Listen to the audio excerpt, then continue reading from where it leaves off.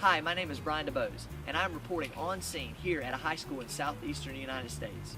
With forever evolving school climate and constant fluctuation of changing student populations, the importance of a school counselor's ability to both recognize and resolve multicultural issues rises to the forefront of many school counseling topics. In order for a school counselor to appropriately handle and resolve any issues, it's important for the counselor to recognize ethnically diverse groups within his or her school, understand many issues that plague culturally diverse schools, proactively and reactively address these issues as needed, and endorse, educate, and strive for a culturally harmonious environment in the school setting. So let's go in and discuss addressing and handling multicultural issues in schools as a school counselor.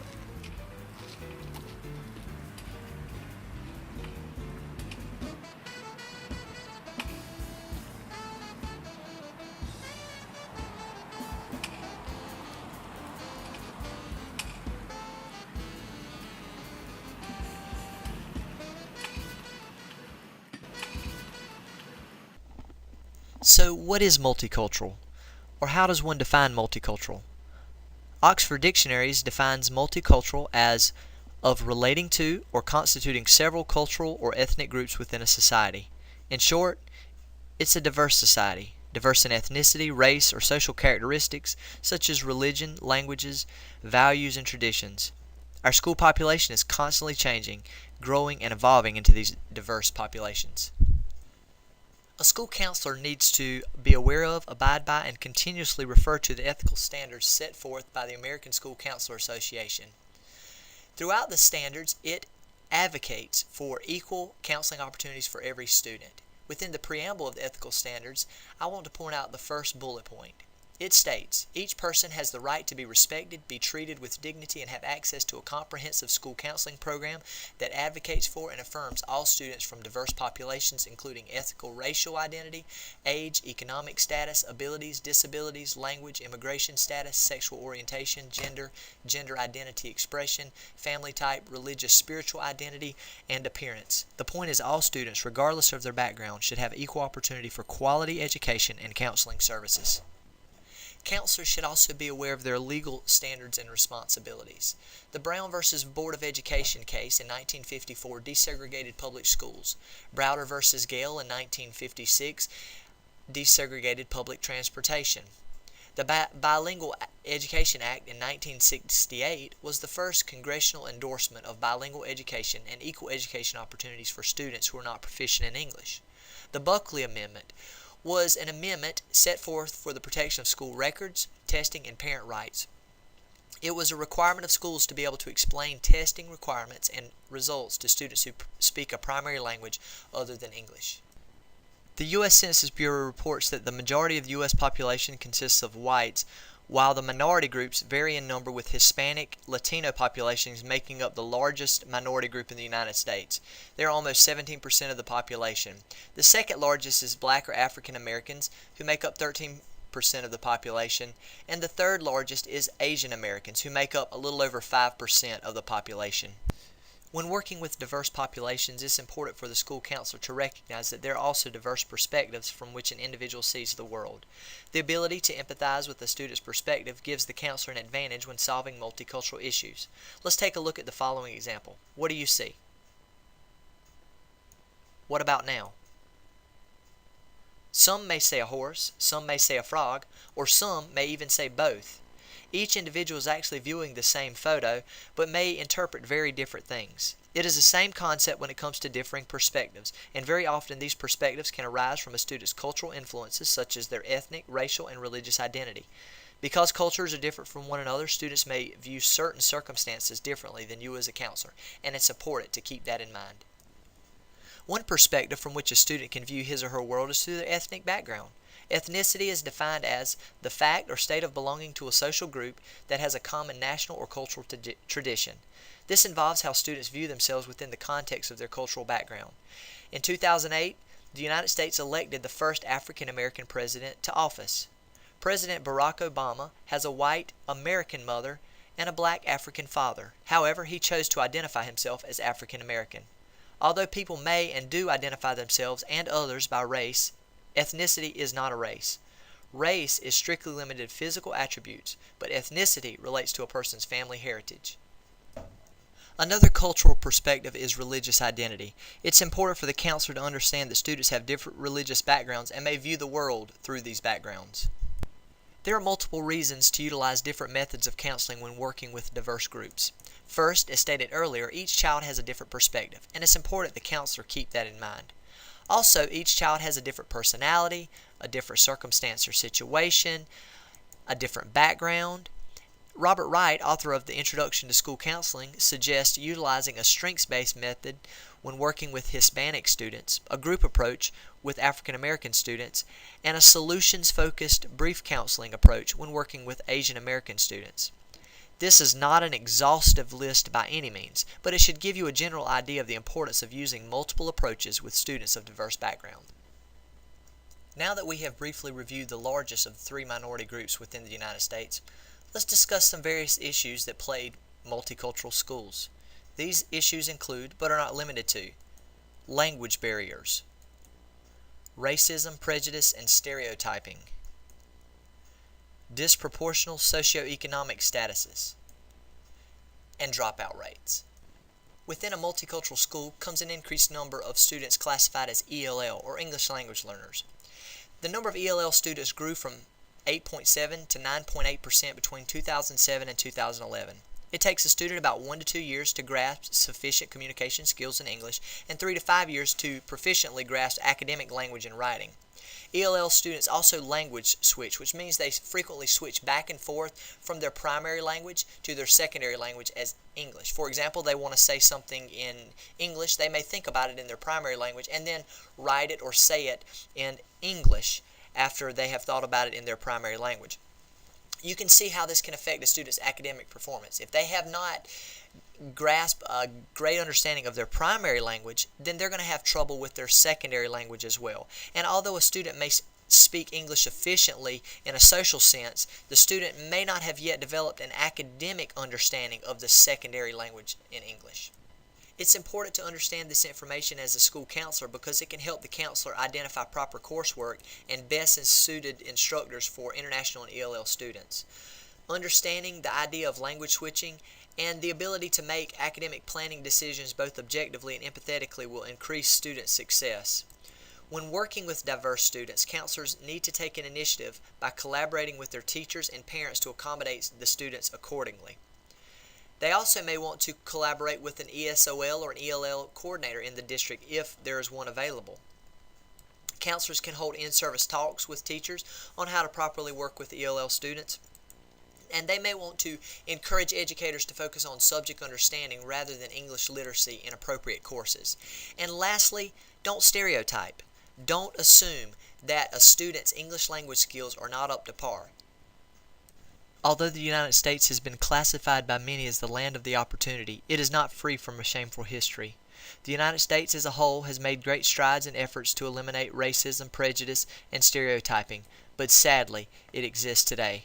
Racism is defined as prejudice, discrimination, or antagonism directed against someone of a different race based on the belief that one's own race is superior. Prejudice is a dislike or hatred towards someone because of preconceived notions, while stereotyping is a generalization assigned to someone based on their image.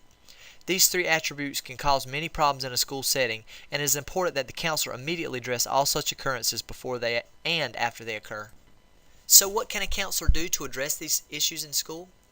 First, the counselor must recognize their own assumptions and attitudes towards people of other backgrounds. Unless a person holds an extremely prejudiced view, people may have difficulty recognizing their own biases. This recognition of one's own self is the first step to eliminating these characteristics. The next step is to make attempts to reduce, alleviate, or eliminate these characteristics in others. Be aware, a counselor cannot make another person change. However, they can promote an environment conducive to positive change. The most direct and immediate action can be one-on-one or group counseling. It's important that the counselor has proper training when dealing with these issues and can make appropriate attempts to resolve the potential or occurring issues. The next approach may involve the teach the teacher method, in which the school counselor provides consultation to teachers, administrators, and other faculty members who may need direction on handling these divisive issues. However, another approach is to review, promote, and implement new policies within the school setting and community. Counselors can organize educational programs and groups to teach students and community members the importance of cultural, ethical, and racial diversity. Evaluation of school programs and curriculums could be another step. A counselor can review teaching materials, assignments, teaching methods, testing approaches, overall school culture, and school policies and guidelines in order to recognize and eliminate any inappropriate content. Socioeconomic statuses is a description of a person's academic, career, and personal or family earnings. Unfortunately, many minority students fall victim to low socioeconomic statuses, which has a significant relationship with the lack of academic support, low family earnings, and health issues. Minority students living in poor areas are more likely to be diagnosed with schizophrenia, be exposed to drugs and alcohol at early ages, go untreated for medical issues, as well as fall victim to higher unemployment rates. These problems can directly affect the student's academic performance. Negatively correlated to low socioeconomic statuses also come higher dropout rates. The dropout rates of African American and Hispanic students are higher than white students. Thankfully, dropout rates are decreasing among all three populations of students presented in this chart. From 1990 to 2011, the dropout rates decreased by almost half, but we still have a long way to go. So what can you do as a counselor? You can strive to eliminate social hurdles for students with low socioeconomic statuses.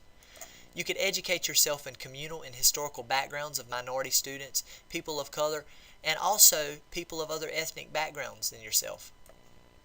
You can ensure that students, faculty, and staff are sensitive to ethnic and racially diverse viewpoints and threats that minorities face. You can identify and make tactful attempts to eliminate negative assertiveness toward multiculturalism. And you can ensure quality education and advocacy for students of all color, ethnicity, and backgrounds, while stressing the importance of education and opportunity not only to students, but also to parents. Handling multicultural issues before, after, and during occurrences are vital to the success of each student's academic achievement as well as the overall mission of schools. Every school's first priority is to provide quality education to every student regardless of race, creed, religion, sex, or any other identifying factor.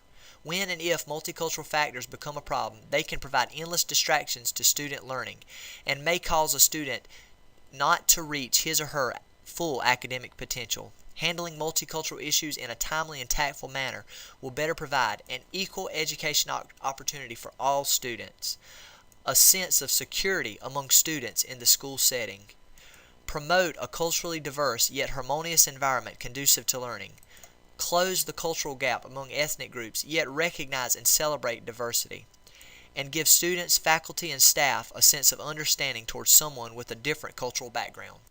Hi, Ms. Alford. With your 32 years of experience as a school counselor, what would you recommend to new school counselors in handling and solving multicultural issues in schools? Solving is a big word. Helping students, multicultural students, first and foremost, a new counselor needs to find out and get to know their population.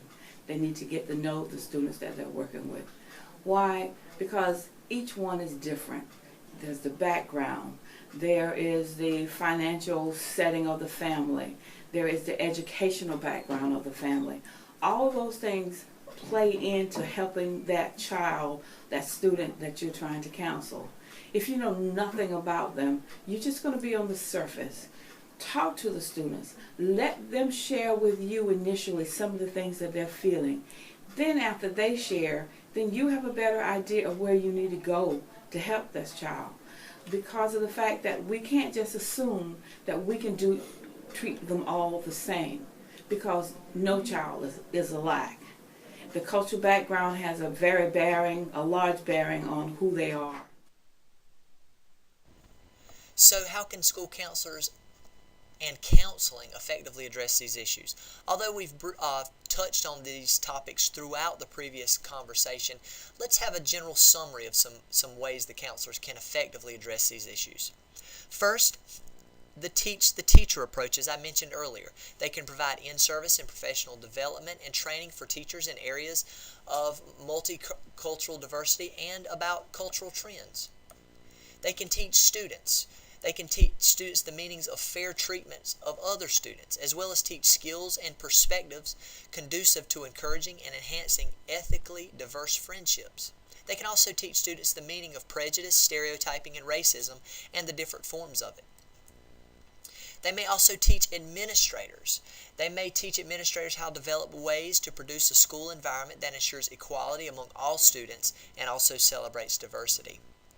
And they can incorporate diverse group interactions by creating culturally diverse discussion groups, discuss shared values among diverse populations, and develop social skills to appropriately interrelate with students of other cultures or ethnicities. It's important that the counselor be familiar with different approaches and methodology to counseling. They need to know their students. Counselors need to seek understanding. It's important that counselors always seek to gain trust and have an ability to empathize with the student. School counselors can benefit from information shared in this video in a number of ways. First, this video may motivate school counselors to take initiative to grow in empathy towards someone of a different cultural background while making efforts to pinpoint and deal with any personal predispositions that may hinder an effective counseling association with students. Counselors can also gain an understanding and general idea of effective approaches to handle many multicultural issues before, during, or after they arise. Counselors can learn the importance of diversity within a school setting, learn how to create a more culturally harmonious environment in the school, and also counselors may be reminded of the statistical complexity of a multicultural environment and minorities with low socioeconomic statuses, and initiate or enhance student advocacy within their guidance program and school. Thanks for listening, and these are my references.